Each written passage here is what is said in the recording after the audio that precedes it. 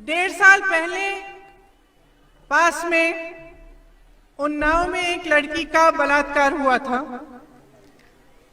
और उसके बाद उसको जलाया गया था, उसकी हत्या की गई थी। मैं उस लड़की के घर गई। उस लड़की के घर में उसकी भाभी थी और उसके पिताजी। मैं कम से कम 1 घंटे के लिए उस लड़की के घर में बैठी रही। पिताजी कुछ नहीं बोले, चुप थे। उनकी भाभी जी ने मुझे पूरी कहानी बताई कि क्या हुआ, कैसा हुआ। उस लड़की की मृत्यु के बाद किस तरह से परिवार को प्रताड़ित किया गया, उससे पहले किस तरह से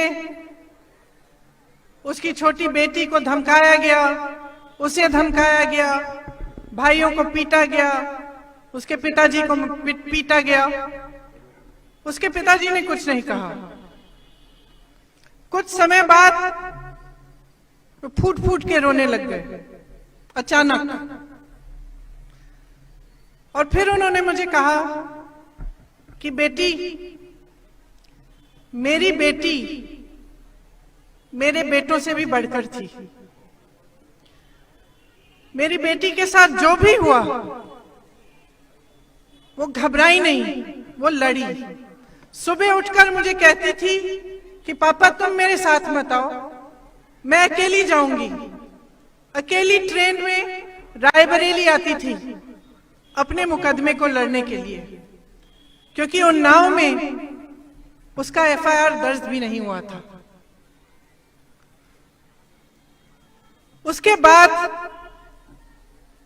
कई ऐसे हादसे हुए।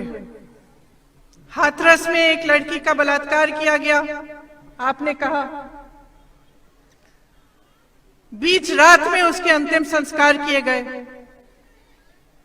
उसके माता पिता ने उसका चेहरा भी नहीं देखा। पुलिस प्रशासन ने उनको उसका चेहरा भी नहीं देखने दिया।